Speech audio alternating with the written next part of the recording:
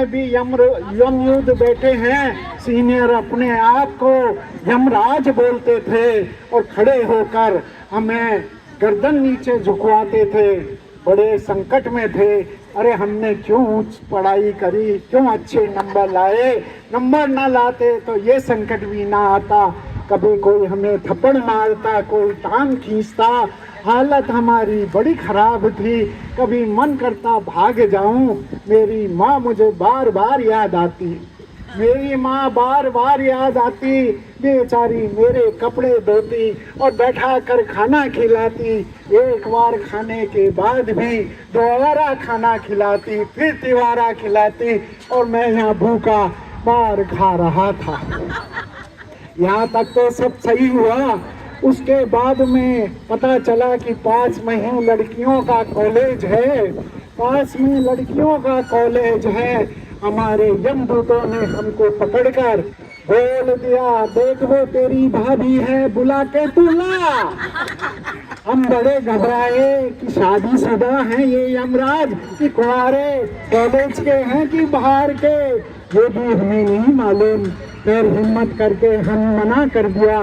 बोले 2-4 लात और भूसे खा ले, सीधा हो जाएगा। भाई साहब क्या बताएं। फिर हमने फिर सोचा हमने क्यों अच्छे नंबर लाए, क्यों हम इस संकट में फंसाए। ये सोच कर फिर भी हमने बड़ी हिम्मत करके पहुंच गए और उसको कहा भाभी आपको भैया बुला रहे हैं। बोलो। उसने कहा तुम दूत बन के आए हो, नहीं तो मैं चप्पलों से तुम्हारी तबीयत खुश कर देती, पर दूतों पर हम चप्पल नहीं उड़ाते।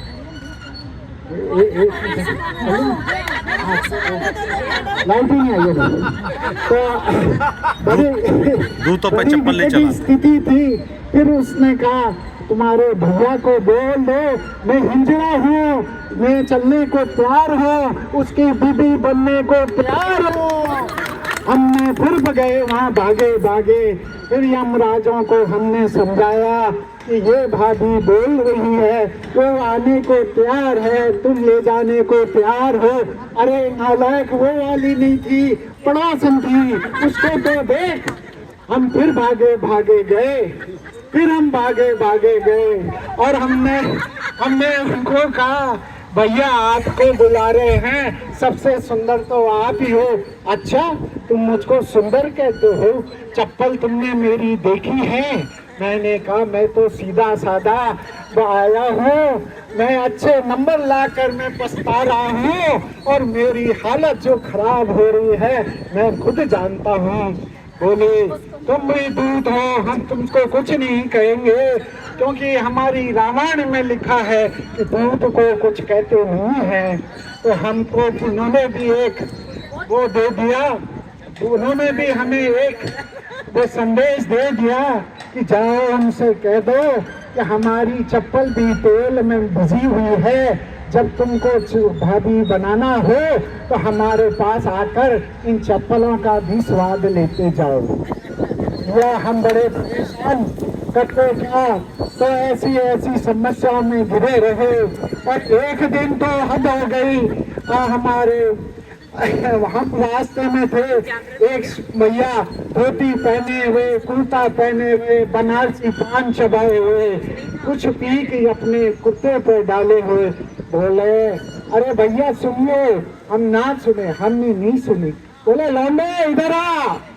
अरे मैंने कहा ये गाली दे रहा है कि बुला रहा है, ये कौन सा दूत है, हमें समझ में नहीं आया।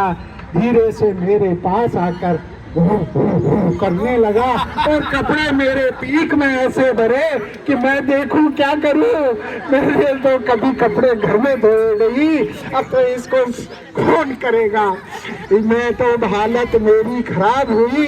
मैंने कहा ये कौन सा शहर है? फिर सबने बताया तुम गलत शहर में आ गए हो, आगरा को पागल खाना कहते हैं। धन्यवाद।